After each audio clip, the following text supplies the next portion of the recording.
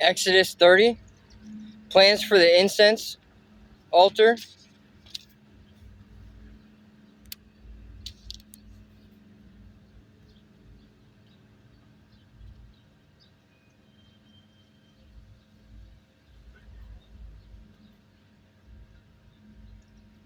Then make another altar of acacia wood for burning incense. Make it 18 inches square and 36 inches high, with horns at the corners carved from the same piece of wood as the altar itself.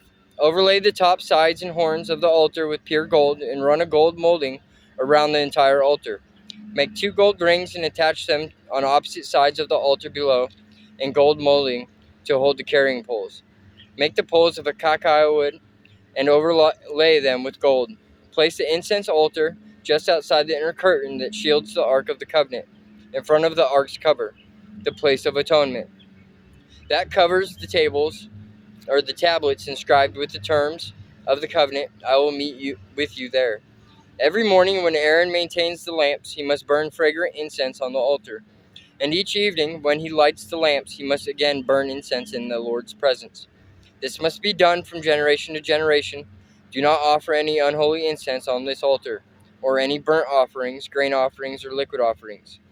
Once a year, Aaron must purify the altar by smearing its horns with blood from the offering made to purify the people from their sin.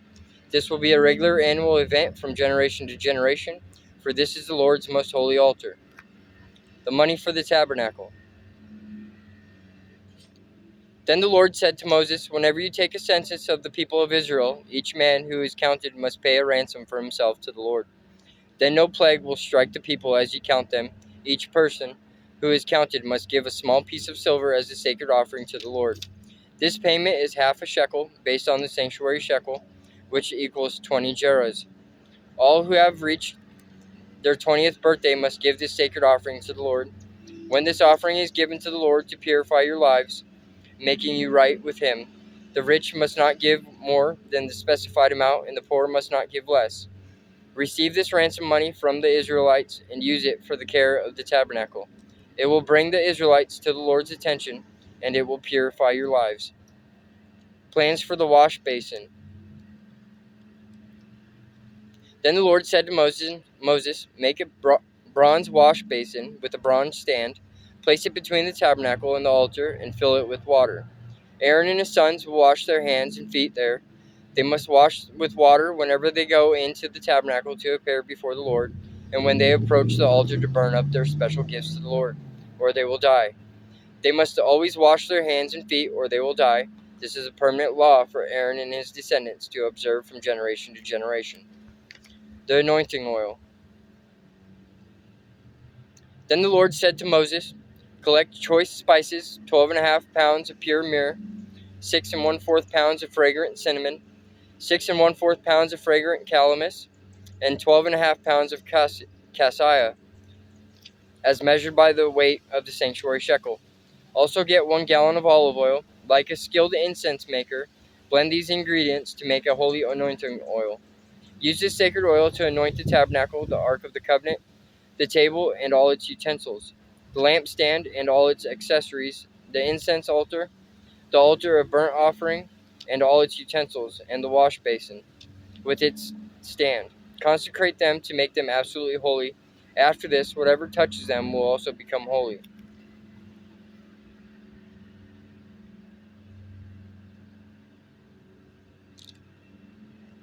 Anoint Aaron and his sons also, consecrating them to serve me as priests.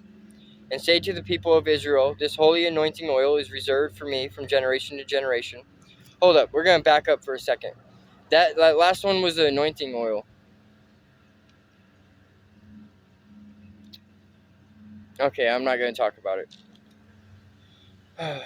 Anoint Aaron and his sons, also consecrating them to serve me as priests, and say to the people of Israel, this holy anointing oil is reserved for me from generation to generation.